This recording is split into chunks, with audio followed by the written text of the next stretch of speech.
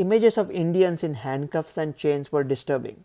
Before we go any further, let me ask a harsh reality question to the people who were deported. You undertook two journeys, India to USA and USA to India. USA to India, you came in handcuffs and chains. Which journey was safer and more comfortable? Punjab government, I can understand their outrage. If they are really angry, they should catch the agents and the people behind them who are selling these packages. Everybody knows who these people are. They advertise on billboards. Catch these people, put them in chains, and as the Indians are deplaning, let them meet the real perpetrators. Could Indian government have avoided this? Easily. It all played out on international TV 10 days ago. Colombia refused to take its own people. United States started cancelling the tourist visas of government employees of Colombia. Colombia said, okay, we'll take these people back, but you cannot handcuff them. USA said, fine, send your own plane. It's a business deal. USA is a business country. They're happy. USA doesn't have to pay for the pilot, for the fuel, for the cost, nothing. India's Prime Minister is coming to USA next week. He could have come this week or could have sent the plane, and then the Indians are transported back comfortably. Still, why handcuffs? I think there are three reasons for doing it.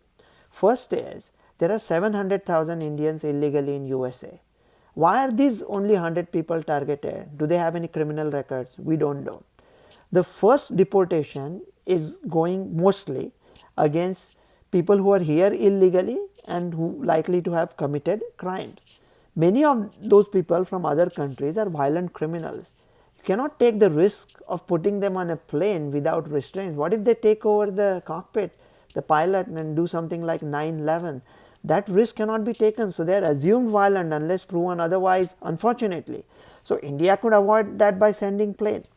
And second thing is, one image on social media is worth million messages. An image of one Indian kid in chains, if that deters 100,000, 1 lakh poor Indian village kids, prevents them from buying these stupid pointless packages and going on this futile journey, that pain would be well worth it collectively. And also, perception wise, India and US are close friends. So if US can do this to India, then other nations will have to think twice, right? Pakistan, Bangladesh.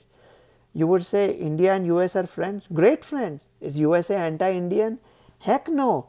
If this deportation is going to continue, the crackdown will be made by the biggest, the richest and the most powerful police force in the world. FBI, and President Trump wants Kash Patel to lead it. Usha Vance is our second lady. So my pain is, why are these Indian kids feeling so hopeless that they don't think they have no future and they'll do anything to come to USA. One simple idea is, I hear they're selling farms and spending up to 45 to 50 lakhs. Suppose there is a village in Punjab where there are 50 people. The 50 people come together, 50 lakhs each is 25 crores. That will buy them 5 green cards in USA. President Trump will welcome them with garlands. USA is we want to do business, right? Do a lottery amongst villagers and see who gets to go. Something like that could be done.